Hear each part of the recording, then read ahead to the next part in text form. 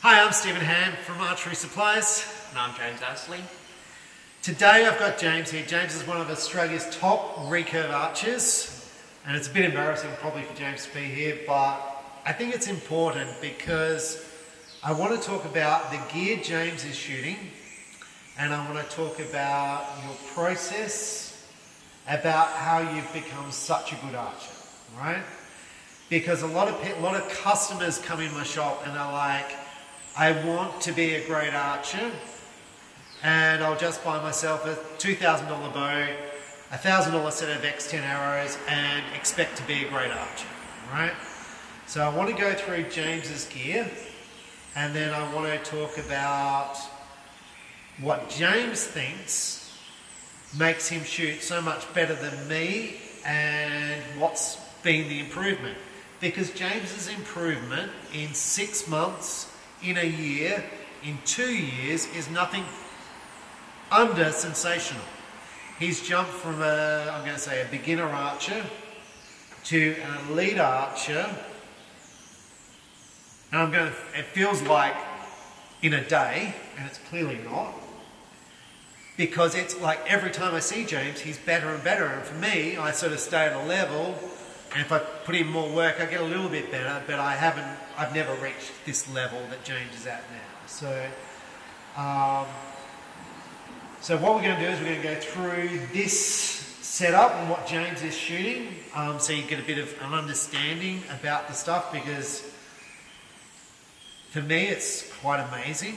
And I suppose I'll put it into perspective how good James is. Like right now, James is towards being the best archer, especially at his age, at 14, that Australia's ever had, and we've had some good juniors.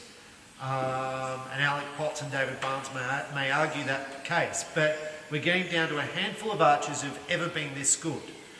James is breaking national records in the older age groups, not in the under 16s, but in older age groups.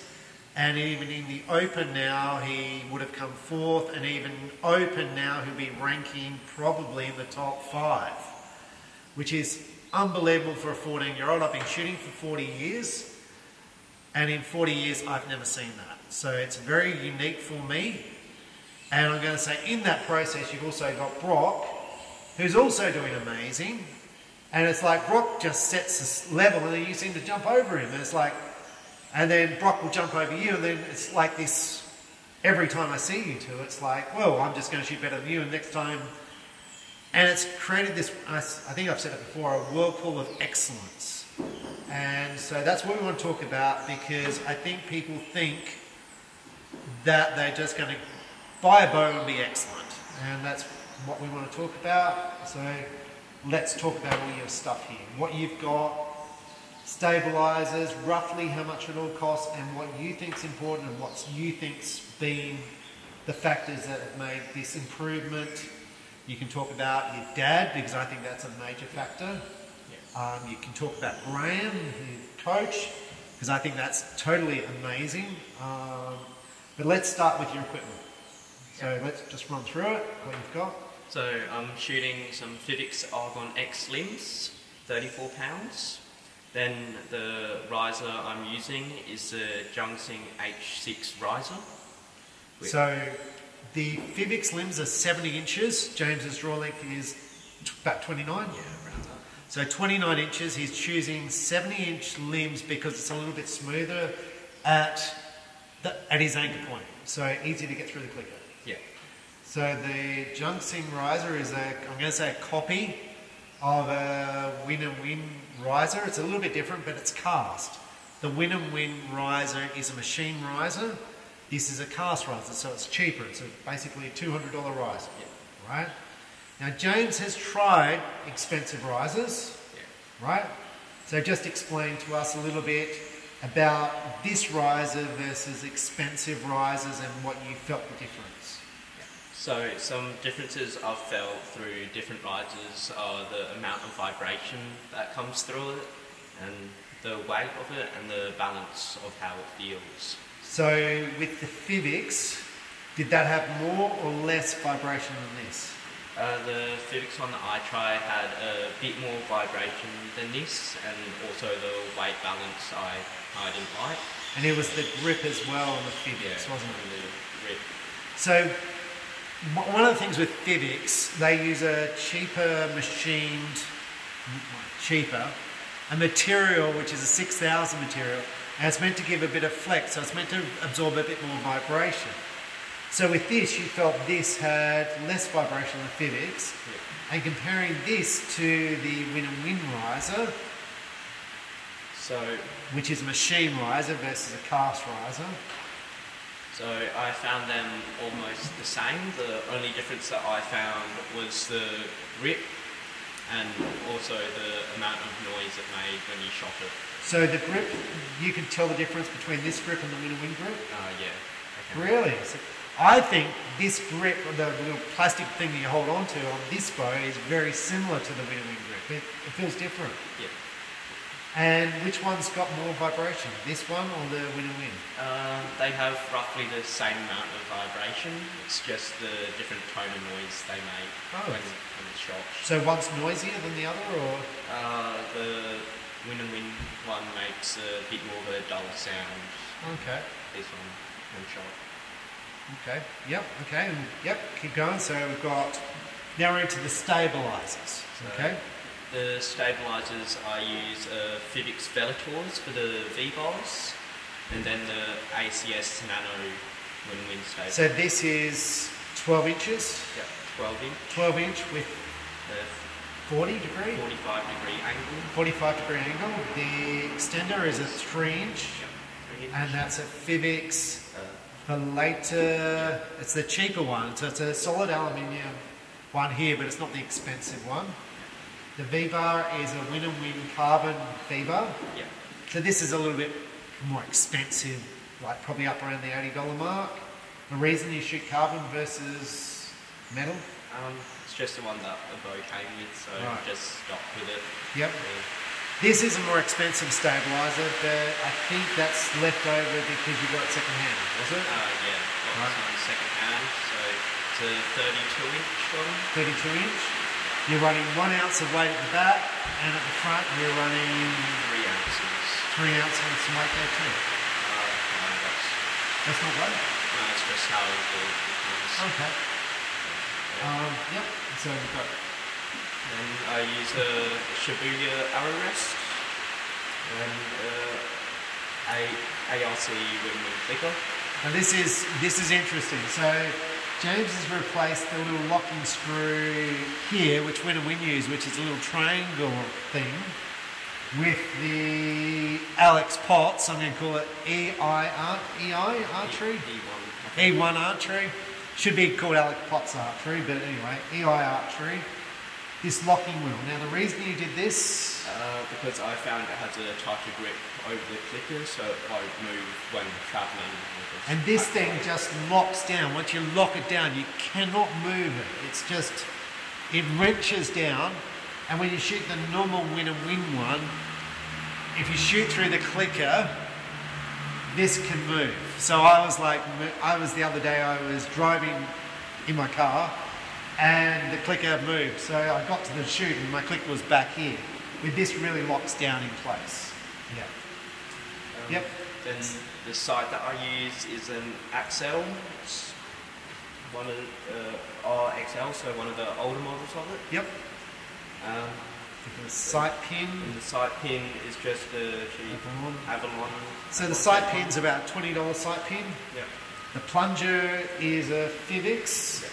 I think it's a 540, about $80. Yep. The arrow rest is Shibuya, probably around $60. The clicker is Win and Win, which is about $50, and this little thing's probably around $20. Yep. And that's pretty much it. Yep. Now the strings, we're going to talk about the strings. Before the National Indoor Championship, the day before, James came to work at the shop, and he made himself a string. And I was like, are you going to be okay shooting a new string the day before a competition? Which you did, right? Yeah. You shot that score. So for James, he's not flustered at all about the string that he's going to shoot in the tournament. Do you worry about the brace height? Yeah, I do. So I check it, make sure it's around 9 inches 9 inches? every time, and Yep. also check the tiller, which should be, for me, is a 2.5 mil positive tiller. So what does that mean? 2.5 millimeters. Yeah, so from here to here, it's roughly 2.5 millimeters more than it is on the bottom limb from here to here. So does that affect your shooting? I think so. So you think that could be the difference between what you shoot and what I shoot? Might be. And the arrows. The arrows I use, some cheap ice point arrows, So these are Pandarus Ice Point, spine, 700 spine arrows. and you're shooting tungsten Yeah, points. tungsten points. and 120 grain? then- Yeah, 120 grain. Then biter asymmetric knock, and just some spin wings. Okay, so on spin wings, you've tried out a whole bunch of vanes. Yeah.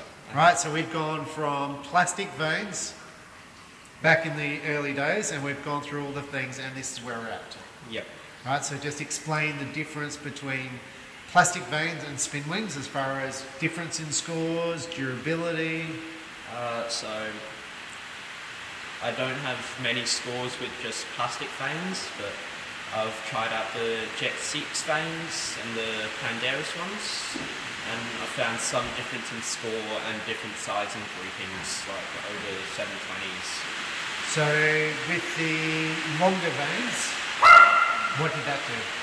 I haven't tried longer vanes for the spin wings, but for the Jet 6s, my groups were a bit wider for them. Okay, then spin wings. Than these spin wings. Yep. And with the Pandarus, they were a bit wider, like about the same as Jet 6s. Now, spin wing vanes, they come in different thicknesses. So each colour's a different thickness. So did you choose blue because of the thickness or because it's blue? Because it's blue and matched my bow at that time. So do you feel that the spin wing vane, this is a very soft vane, Pandarus is a very stiff vane. Do you feel that the softer vane is more forgiving on a bad shot than the stiffer vane, or was it just the overall groups were tighter with these vanes? So overall, I found that these ones, if I put it through the clicker, that it would go, instead of being a miss with some stiffer vanes, it would either be like a 7 down from that. So I'd still gain some points from that. That for like a good shot, same, regardless of the vane, or you think these are slightly better? I think these ones are slightly better for me, but it would depend. And for indoor, you were shooting feathers originally. Yeah, on some Yep. fat arrows. Right, so you're using feathers with fat arrows, and now you're the score of a 292 or 291 you shot with these arrows. Yeah, I did. Right. So, So the fat arrows are gone yeah, with feathers because you're just using these. Yeah. Now with the Biter Nox, so originally you're using the cheap ass Nox, right? Yeah. Because cheap ass Nox are cheap. That's why you were shooting them. yeah. Now, as James's scores improved, and I still shoot the cheap ass Nox, as James's scores improved, you went to these Nox. Yeah. So did your scores improve with Biter Nox versus the cheap ass Nox? So my scores did improve by about 5-ish points, and also it made my scores more consistent. So when we say 5 points, that's not 5 points for an indoor, that's like 5 points for 7 out of 720. Yeah, roughly. So it's a very minor difference, but you prefer these Nox. Now you're using asymmetric. Yeah. Asymmetric is on an angle, so it's not symmetric, like up and down, so you've got to put these on the right way. Yeah. Okay? The thing I found with Biter Nox is they're very consistent as far as when you clip them onto the string, they're very consistent because of the plastic. Where with the cheaper Nox, sometimes they're a little bit loose and sometimes they're a little bit tighter, so a little bit more inconsistent. Is that fair? Yeah. Is that what you found? Yeah. Like, and I don't mind them because for my shooting, I vary so much in a day-to-day shoot with my bad shots and inconsistent shots, and I'm really not. I like Biter Nox, right? So I think they're great. It's just I'm so inconsistent with my recurve that I don't think that the extra points I'm going to gain with this are going to be significant for me at this point. But for James at his point, where you miss out on the national record by 1 point, you're trying to buy any point you can get. So that's my view on that. Does that sound fair? Yeah. Yeah. What else are we going to talk? We're going to talk about, now James ties his knocking points on. So knocking points has always been a very contentious area for recurve archers. Because originally when I started, I shot brass knocking points and people would go, well, they're rubbish, but then you beat people with brass knocking points, right? I went away from brass knocking points because they would mark my finger tab and damage my finger tab, the leather on my finger tab. Now, we just put this up to the camera so you can sort of see James's, let's see if we can zoom that in. There. This is very fine to the string, like you can't even really feel it, can you? So does it mark your tab still or not? No, it doesn't. No? So this is just serving material. Yep. And it's you putting this on with a half tie top, half tie bottom. Is that how you put these on? Yeah. Some. Like that. So it's half tie, half tie, half tie. I just Like your shoelace material, or yeah. like this shoelace knot, basically. Yeah, basically. Yeah. So there's different materials you can use. I use like a bit of hot melt on mine, and I'm using BCY tying thread. Now BCY tying thread is thicker than this material, so I get more of a lump, and I'm getting more of a mark on my tab. Have you got your tab there? Yeah. So if we show your tab, so we'll just show the marks, and there's no marks there. Now this is a Fivix tab that James used. Now James has tried out pretty much all the finger tabs, is that fair? Because I gave him literally a whole bunch of finger tabs and like, find which finger tab you like. So you chose this one? Yep, the Fivix 10 Fix. Yep. So why did you choose this one? I chose it because of the feel in my hand and how this bit just fits nicely in that area compared to others. Now, James doesn't have a shelf. So a shelf normally goes on here, it bolts on here. You haven't fitted that. So you're using your finger into your jaw line. So this finger here into your jaw. Yeah, so just anchor in there. So, and make sure that thumb bit and that finger are along my jawline and in the crevice there. Right. I'll show you. Very good. And you don't have the little finger thing on? No, I do not. Good. So with the 10X, you can adjust literally the whole way this tab feels. This is a standard spacer? Yeah, Sort of, spacer. Yep. Okay, so with all the equipment, I'm going to say it's a fairly cheap setup. Yeah. Is that fair? Yeah. Right. What's the factors? Let's talk about your dad. Talk about your mum and your sister. Your dad's an archer. Yeah.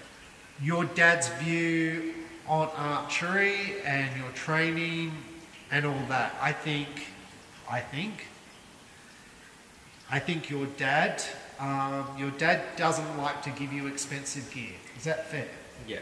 So your dad, and I'm not going to say James doesn't come from a poor family, and that's not saying you're a rich family, but, you know, he doesn't just give him stuff.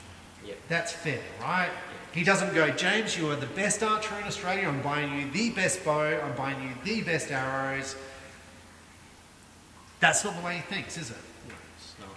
It's not. It's like you've got to, explain to me how your dad thinks and what values he instills into you, and is that also the values your coach puts into you? Yeah, so basically sometimes my dad says, like, if you hit a certain score, like you can get like certain piece of equipment or... Okay, so what score and what, so your dad brought you a bit of equipment? Yeah. So what score did you get and what bit of equipment did you get from dad? So I think it was at 70 metres, and when I was consistently shooting like over 610s at 70, so like, and Casey was snagging him to like get me some Bitanox, so... Okay, so once you got to a certain level, that's when the Bitanox came in. So your dad went from, you can have the $10 Nox, or the $5 knocks a dozen to the $48 for 25 knocks. I think that's correct, right? So about $2 knock as opposed to a 30-cent knock. But you've got to be at a certain level first. Yeah. So, and that to me is very cool because it's like, well, there's steps here. Now, I think your dad's got to a point, talking from your dad, that you, like 1 point off a national record, I'm going to say your dad's very proud. But it's like, I think your dad would buy you stuff now because he's like, well, he probably did. He just got you something. He just got you a... second visor for this. Right, and he got you a spotting scope, like an expensive spotting scope, because James is now at a high level. Where when you're starting off, it was like, you know, you've got to work towards it. Yeah. Now, your work ethic in archery, right? Let's just talk about that. How many hours a day? How much you train? So I shoot 5 to 6 days a week and shoot roughly 160 to 180 arrows a day.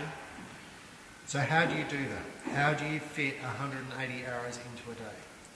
So during the summer, normally I'd go shoot in the mornings, either at home shooting 18 metres or out at the club, and do about an hour or so before school. So an hour before school, how many arrows are you going to shoot in an hour? Probably about 72. So 72 an hour. So we're talking about 2.5 hours shooting to get your arrow count to about 160, 180 arrows. Yeah. And what I'm going to say is you can't do that in an archery club. No.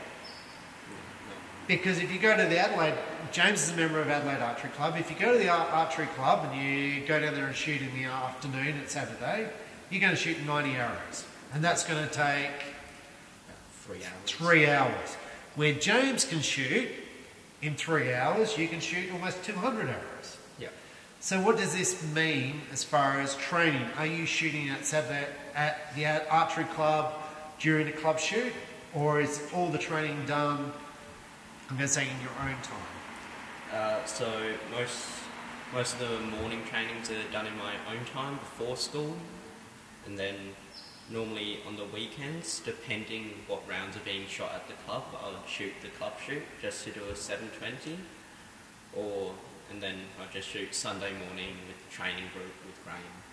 So James has also got a group with Graham. Graham's a coach, and he coaches a number of juniors and adults. So about 10, 12? About 15 people.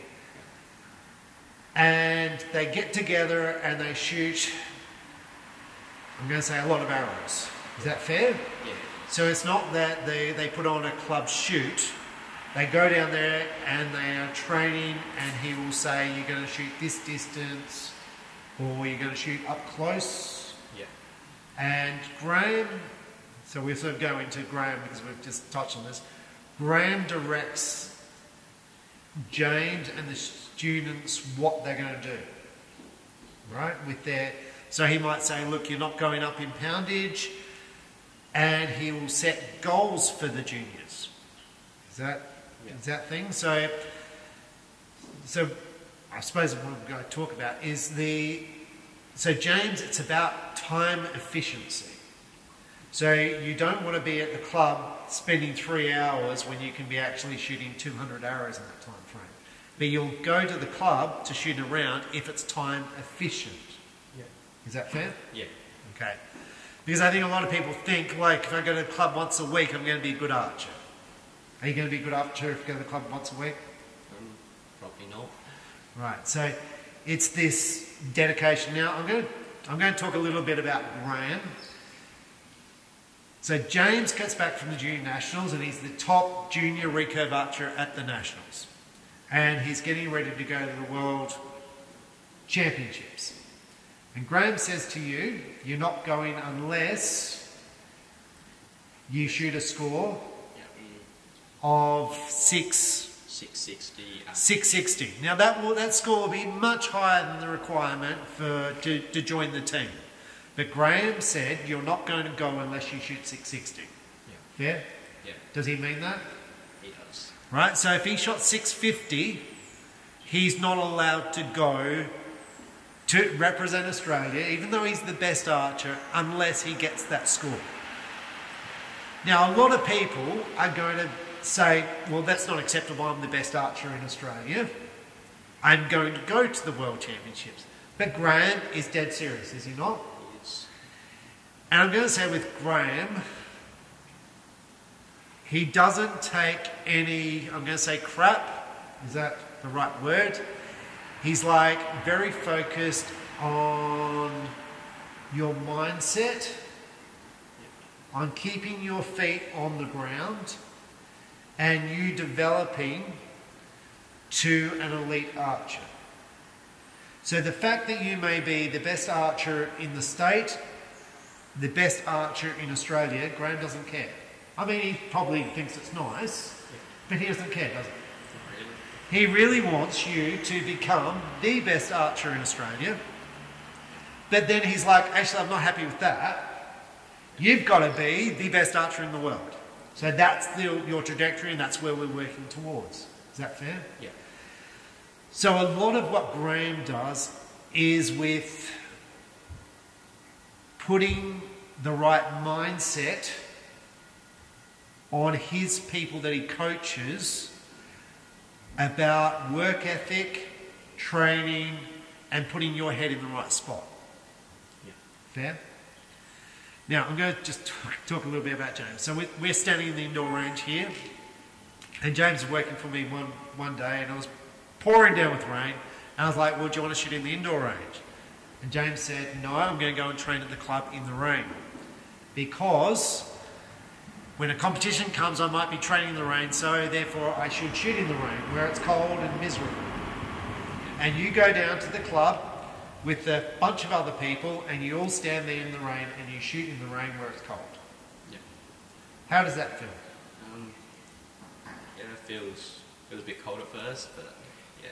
So, but why do you do that? Because most people, and myself, I'm like, it's cold, I just want to stand inside where it's nice and warm and watch TV or play computer games. Right? So what gets you to go down where it's cold, you're going to be wet, you're going to be cold, and do that level of dedication? What is it? So just the thinking behind it, like Steve said, like if you're shooting at the top level, like in a gold medal match and it starts pouring down, some people might not know what to do, but you've had experience like training in it, and you kind of know what you need to do to your sight and what you need to do to your form to like keep making the arrows fly down to the target properly. So what would you say are the factors leading for you to being where you're at now with your archery? Is it the training? Is it the people around you? Is it the support of your family? Or is it just the whole lot? And certainly not the equipment, right? So I'm not going to say your equipment's bad, because it's clearly not bad gear, right? It's clearly tuned, there's no marks on the arrow rest, it's clearly the spine of the arrows is great, the arrows are flying great, everything's good, but it's not expensive. You could have a lot more expensive stabilizers, you could have a lot more expensive gear, right? So the dedication, your aim to be a good archer, how much does that drive you? It drives me a lot to like get up in the mornings, even when it's cold, to train. So are you sitting there playing computer games at home? No, not really. So you study? Yeah. And what do you like as far as a student? Are you an A grade student, a B grade student, a C grade student? About B. B? So my experience working with elite, and I'm not saying I work with such elite archers as James, but working with elite archers is their ability to time manage. And what I'm talking about with that, it's like, this is a priority, so I'm going to allocate time to this. But they also manage to do their schoolwork and allocate time to that and do quite well at it.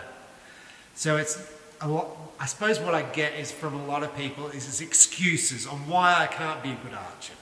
I can't be a good archer because I've got to do my homework. I can't be a good archer because my parents make me do a job. I can't be a good archer because of this. I can only allocate 2 hours a week to training. That's what I hear a lot of from people. And it's very rare that I get to listen to people who train so much. Because for me, the amount of training I do, it's very, very hard. It's hard to get up in the morning when it's cold and shoot. Your fingers are cold. And it's like, oh, I'd rather just sit inside where it's nice and warm. But you've got to force yourself to go outside. It's hard, isn't it? Yeah, it is. Does the results of when you win a tournament or when you shoot a personal best, how does that make you feel? Yeah, it makes me feel good in the moment, and then after it drives me more to train more and like, get better at what I'm doing. So, like for myself, when I shoot a personal best or an Australian record, it's a very much a high. I feel very good, and I feel like all the training, all the effort, and all the work I put in is worthwhile. Yeah. Is that what you feel? Yeah, for the most part. So, because like your scores are far better than mine, and I can still remember the high when I shot a 647 or something I shot. And I was like, it feels amazing, and I'm like, but then you shot at 1 point off the Australian record for an under 18. Did you feel like amazing? Did you feel like, how does it, or is it just like, actually next time I'll do better? I felt happy with the score. I didn't really know it was almost a national record at the time, but yeah. And this is the thing I find fascinating. I've got Brock, James and Rashad and other juniors. I'm like, how far are we off the national record? And they go, I don't know what the national record is. And I'm like, I expect that. So then I go and look up the national records and state records. And I'm like, well, you just broke it.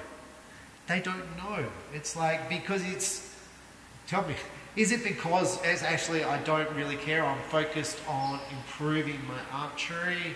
I'm focused on the amount of work I put in rather than shooting that record. Like, because there's a thing, like you and Brock and Rashad don't know what the records are.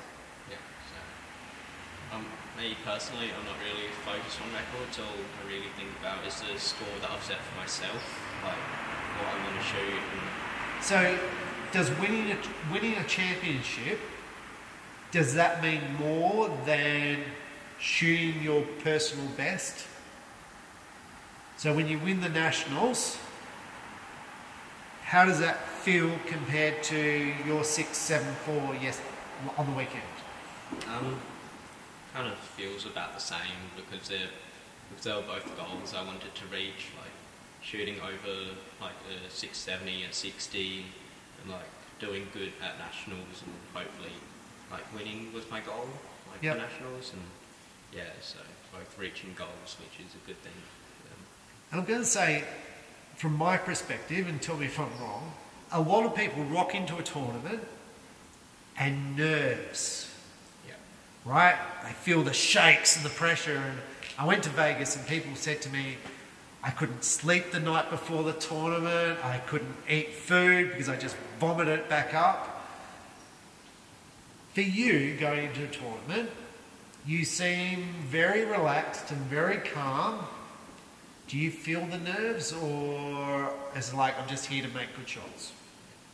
Well, I don't really feel nervous anymore. All I think about is following my process and doing that correctly. So that mindset, is that because Graham throws that at you a lot? Yeah, kind of. Because I think he puts, what Graham does with his coaching and some of the stuff that Graham does with his coaching is to put pressure on you to see how you cope. So he'll change the timers around. Yeah. So you've got to shoot arrows quicker. So you've got to get arrows off in shots. And like I've also seen him, like you've got to be the last shooter on the line so people are watching you to see how you cope with pressure. Does he do stuff like that? Yeah, we also do, and at the moment we're starting to do more match play practice, so... Right, so match play is where you compete against another archer. So it puts pressure on you every single arrow. And so match play would be like me versus you, and we're going to shoot 6 arrows. Is that how he does it? 2 3-arrow sets, but 2 3-arrow sets, so like the Olympics. And does he have rewards if you win, or is it just your own? so basically he sets a score for you to get. So for 3 arrows, for me, it's mainly, most of the time it's 28 at 60. Yep. So I need to get those that every end, or is, yeah, so then if I get that, I get 1 point, and the person that gets the most normally gets a prize or something, and the person with the lowest normally needs to, So he puts a prize at the end. yeah. So what does he? So does he have chocolates, or what's the prize? Normally it's chocolates, then yeah, the loser either has to do the flags or do a certain amount of push-ups. Oh, okay. So we've got 2 incentives here, and I was listening to a psychologist, Jordan Peterson, and he said you want to create a target for you to achieve to do, but you want to have a thing that you're scared of that you want to run from. So you want to run towards something, but you want to run from something. So what Graham's doing, if you lose, you've got to clean up this. It's like a punishment. Yeah, basically. So therefore you know that what I do like is like different ideas about how to improve archery, and I think that's really good. And for Graham, he's got to have students who will adhere to that program, because some students will go, I'm not doing that, I'm not cleaning up other people's stuff. Yeah. But for you guys will have to sign into this, right? And you have to sign into, I will listen to what you make me do. Yeah. Yeah, very, very cool. Anything else? Physical, weights. Are you doing any weight training? Yeah, so I do weight training 3 times a week, normally in the mornings, and also do cardio as a warm-up before that or after. So cardio, treadmill? Yeah, so treadmill, just So how many minutes on treadmill? normally just do about 4-minute K pace for about 3 Ks. Okay. And weights, is it specific, or is it an all-round weight program, like you're doing push-ups, or just shoulders, cores, legs? What are we doing? So the weight program I do, it's basically the whole body, so you do it just a couple reps your upper body, then lower body, and So you're doing squats? yeah. Yep. So do quite a bit of that. Are you doing stuff to strengthen your shoulders? Yeah, so do shoulder press, do Yep. yeah. The reason I'm going to hit shoulders is because this is a weak point for archers. You often hear people get shoulder injuries, and I always talk about light weights to try and strengthen your shoulders to avoid injury. So that's excellent. Very good. I'm going to say your sister's a very good archer too, Yeah. so that helps. Yeah. Does it also help you being surrounded by excellence? You're surrounded by Casey. Casey is one of Australia's top archers, currently ranked number 2 in Australia, and he's been ranked number 1. How much does that help? Yeah, it helps quite a bit because he knows, like, he can help me with technique if needed, and then, like, I can go against him, like, in match play, or, like just comparing scores, so, like, he'll, like, help me improve and then also help him improve. Yeah. Because I think if you're by yourself and you're like on an island, much, much harder than if you've got people around you who are training as much as you are, who are dedicated as much as you, because that's the norm, because it kind of makes you accountable.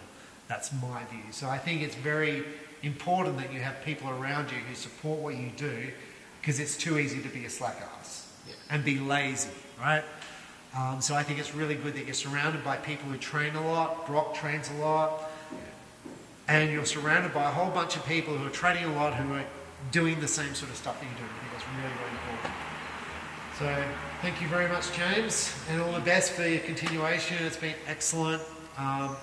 For me in archery, I've been in archery for 40 odd years. Recurve archery and even being an amazing archer is such a mystery, because I get people ask technical questions all the time, and they're worried about this, worried about that, and what I see, the things that really matter is commitment. It's the commitment to be there doing it all the time, and it's the work ethic, and having supportive people around you to foster that, rather than everything everyone else asks about, like, you know, what stabilizers should I get, what angle should I have on my stabilizers. I always like, well, none of this really matters, and that's not what a customer wants to hear. The customer wants to hear, you buy some X10 arrows, you're going to improve your scores by 30, 40 points. But I don't feel that's the case. I feel like what James is doing, that's how you improve your scores by 30, 40 points. Like how I improve my scores, I need to get stronger, fitter, more cardio, I need to shoot more, I need to be more dedicated, I need to train when it's cold. I need to get my butt out there and do it more, and then hopefully I will improve. And so, anyway, thank you very much for watching. Thank you, James. Thank you. Thank you.